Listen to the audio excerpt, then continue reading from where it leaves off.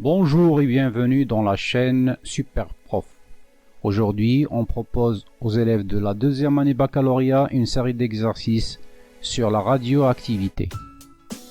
Premier exercice, lisez attentivement le texte.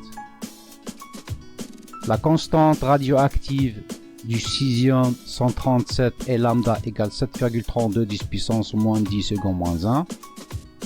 Déterminer l'activité A0 d'un échantillon de césium 137 à la date t égale à 0. Si le nombre de noyaux initialement présents est N0 égale 1 10 puissance 24. Déterminer son activité au bout de 30 ans puis au bout de 60 ans. D'une façon plus générale, exprimer son activité au bout de n demi-vie en fonction de A0 et n. Solution. Essayez de vous souvenir de la définition de l'activité. L'activité d'un échantillon, c'est le nombre de désintégrations par seconde. L'activité d'un échantillon est liée au nombre de noyaux radioactifs présents dans cet échantillon. On peut écrire comme relation l'activité A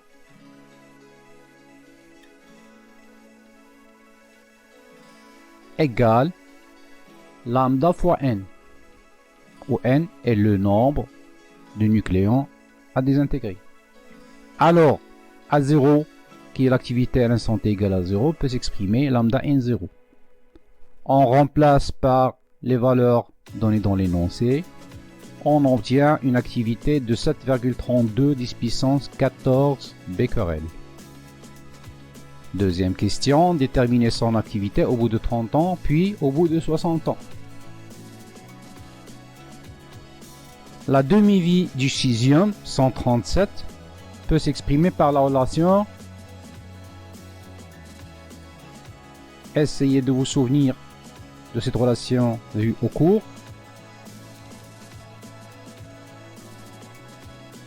T1,5 égale, je vous donne le temps de réfléchir, T1,5 égale ln de 2 sur lambda. On remplace ln de 2, lambda, on vous donne 7,32 10 puissance 10 secondes moins 1. Vous remplacez, vous trouviez que ce temps de demi-vie qui correspond à la désintégration de la moitié de vos noyaux, c'est 9,47 10 puissance 8 secondes. Donc T1,5 égale 30 ans. Au bout de 30 ans, c'est-à-dire une demi-vie, l'activité sera divisée par 2.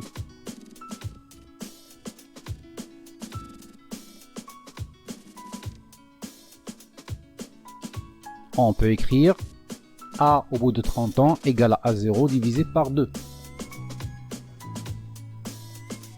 On effectue l'opération, ça nous donne 3,66 10 puissance 14. De même, au bout de 60 ans, c'est-à-dire 2 demi-vies, c'est-à-dire 2 fois T1,5,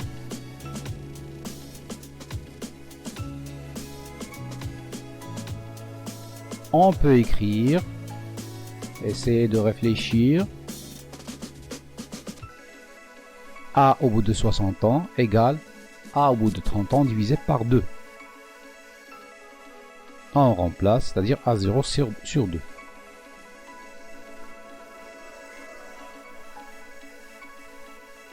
Troisième question, d'une façon plus générale, exprimer son activité au bout de n, c'est-à-dire le nombre de fois, n,5, en fonction de A0 et n.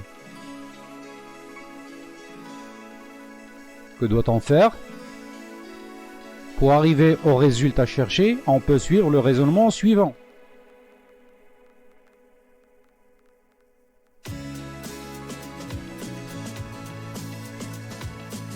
On va remplacer par t égale à 0, t1,5, 2 fois t1,5, 3 t1,5, etc. Donc pour t égale à 0, on a a égale à a0. Et pour t égale t1,5, on divise par 2. A1 égale A0 sur 2. Et pour t égale 2 fois t1 demi, on divise par 4. C'est-à-dire A0 sur 2 à la puissance 2. Pour 3t1 demi, on divise par 2 à la puissance 3. Donc on peut obtenir la règle si on remplace par n fois t1 demi. Qu'est-ce qu'on va écrire comme relation? Pour t égale à n fois t1 demi, on écrit an égale à n-1 sur 2, qui est égal à a0 sur 2 à la puissance n.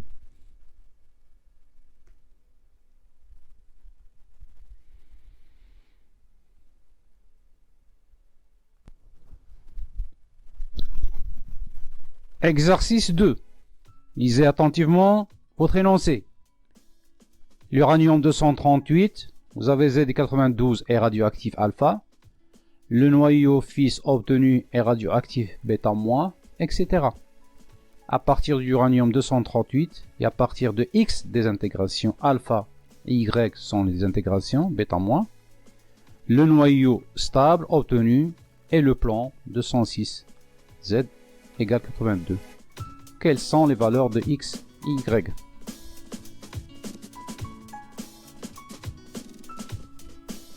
Lisez la suite des questions pour avoir une idée sur les réponses que vous allez préparer.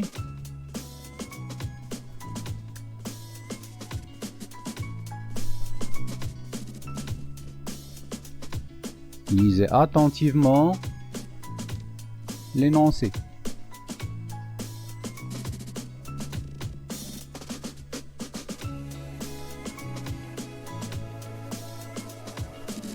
Première question.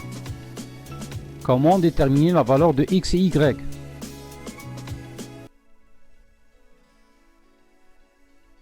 On écrit d'abord l'équation de désintégration.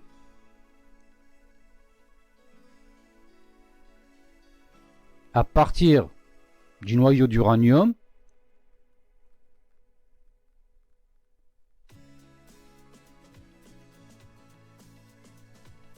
l'uranium 206,82,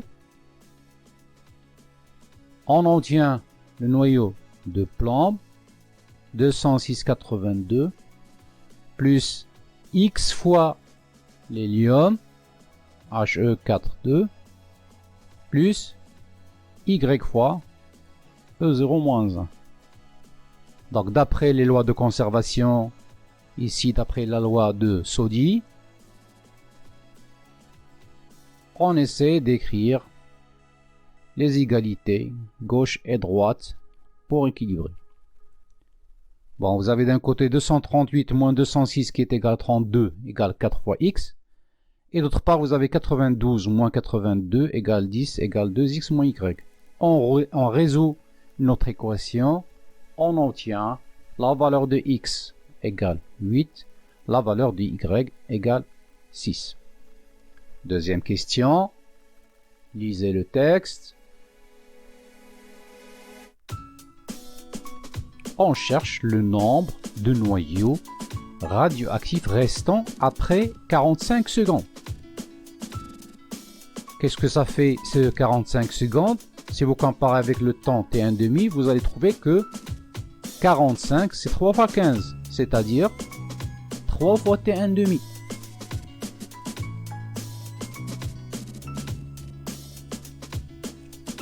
Qu'est-ce qu'on a fait dans l'exercice précédent?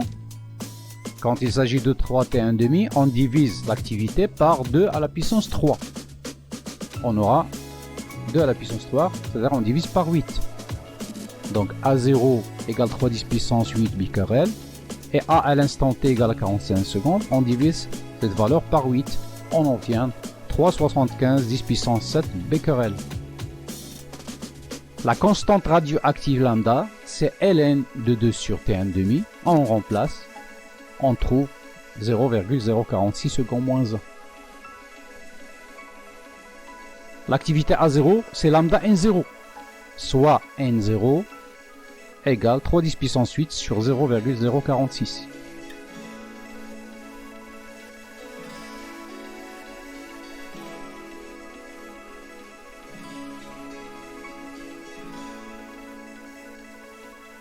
Donc A0, on a dit, c'est lambda N0, la définition.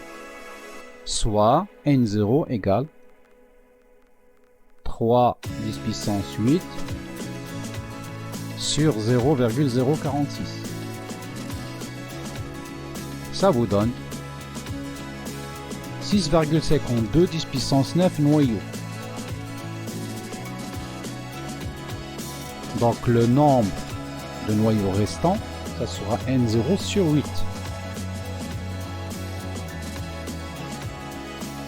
On divise le nombre N0 par 8, on aura 8,15 10 puissance 8 noyaux à la date t égale à 45 secondes.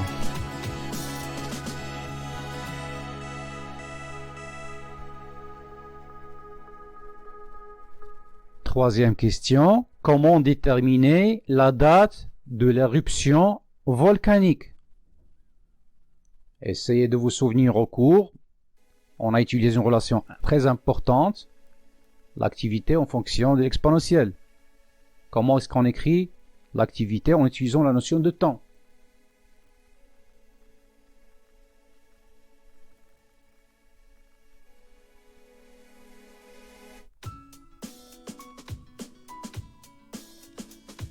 L'activité à l'instant t égale à 0 est égale à A0 exponentielle de moins lambda t.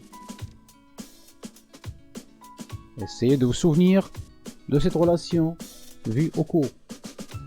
La loi de la décroissance radioactive. Alors, ln de A0 sur A est égal à lambda t. Avec ici lambda est égal à ln de 2 sur t1,5. Donc, si on replace ln de A0 sur A, ça nous donne ln de t 2 fois t sur t1,5. On résout l'équation et on fait sortir le t. T égale t1,5 fois ln de A0 sur A sur ln de 2. Et on fait notre application numérique.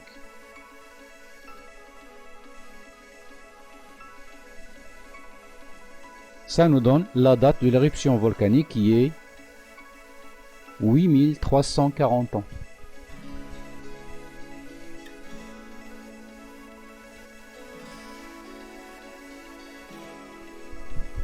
Exercice 3. Lisez l'énoncé.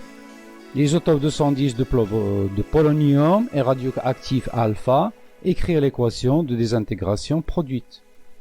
La durée de demi-vie, c'est 138 jours. Calculez à 10 à la puissance moins 4 près la masse des noyaux désintégrés au bout de 552 jours. On vous donne la masse d'échantillon à l'instant t égale à 0 qui est 1 gramme. À l'instant t égale à 0, on considère un échantillon de masse 42 grammes. Polonium 210. Calculer l'activité A0 à l'instant t égale à 0 de cet échantillon. Question petit b, à l'instant t1 l'activité sera A0 sur 10, calculez t1. Lisez attentivement les données qu'on vous donne ici. La durée demi-vie du polonium, 138 jours. Vous avez un tableau où il y a des éléments avec des indications. Vous avez aussi la masse molaire du polonium, 210 grammes par mol, et vous avez la constante d'Avogadro. Ici, vous allez apprendre 6 10 puissance 23 mol moins 1. Solution.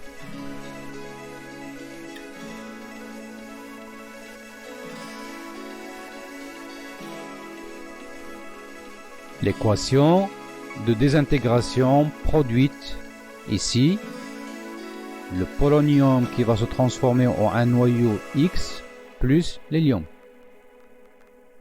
Comment on va écrire l'équation de désintégration?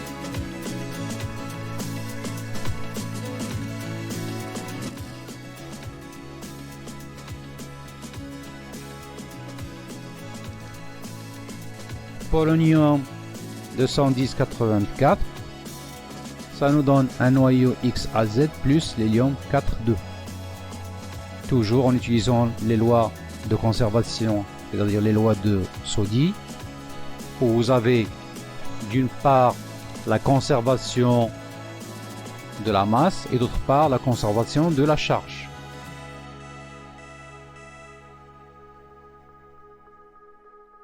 Conservation du nombre de masse. Qu'est-ce qu'on pourrait écrire comme relation? 210 égale A plus 4. Pour la conservation du nombre de charges, on peut écrire, regardez toujours à gauche et à droite de votre flèche, 84 égale Z plus 2. Résoudre votre équation pour trouver le A et le Z. Donc ça vous donne A 206, Z 82. Donc l'élément ici, regardez le tableau, ça correspond au plan. Donc l'équation peut s'écrire de la façon suivante.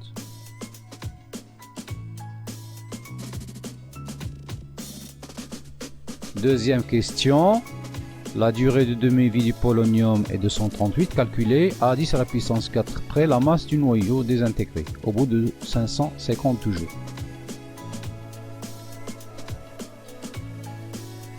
La masse désintégrée au bout de 552 jours.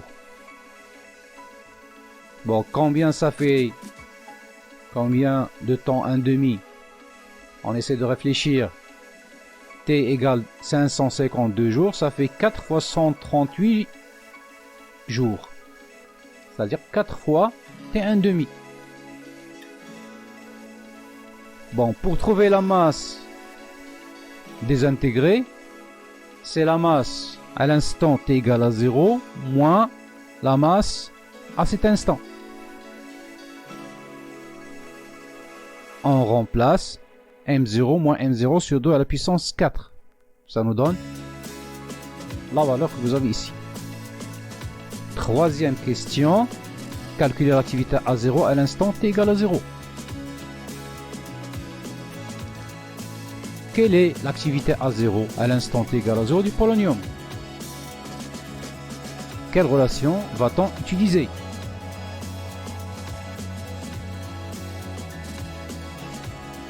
L'activité d'un échantillon à l'instant T égale à 0 est donnée par la relation A0 égale lambda N0. On utilise les expressions vues toujours au cours. La première, lambda égale à ln de 2 sur T1,5. Et N0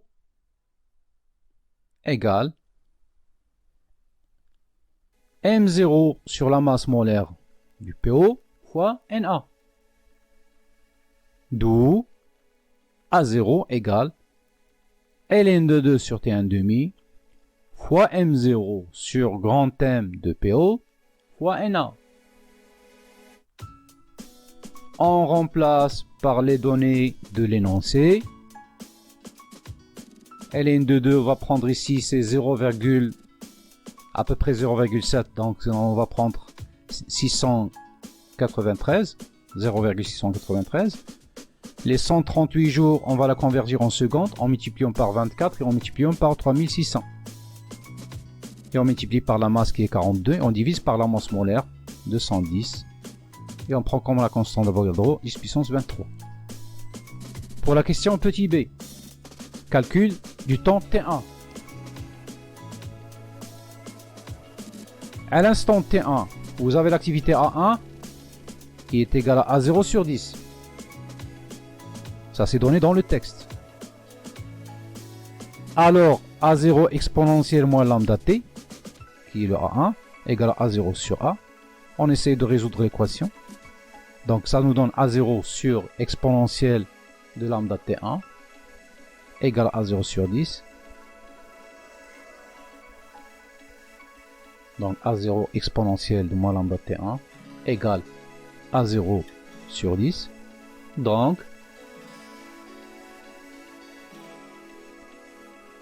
A0 sur exponentielle de lambda T1 égale à A0 sur 10.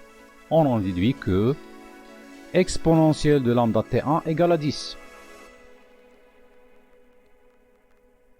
On applique ln des deux côtés de notre équation, de notre égalité. Donc par suite, on obtient lambda T1 égale ln de 10. Soit T1 égale ln de 10 sur lambda. Lambda, on va la tirer à partir de la première relation qui est ln de 2 sur T1,5. En remplaçant, on obtient l'expression ln de 10 sur ln de 2 fois T1,5. Et on fait notre application numérique. On obtient comme instant 458,41 joules. N'oubliez pas de vous abonner à la chaîne.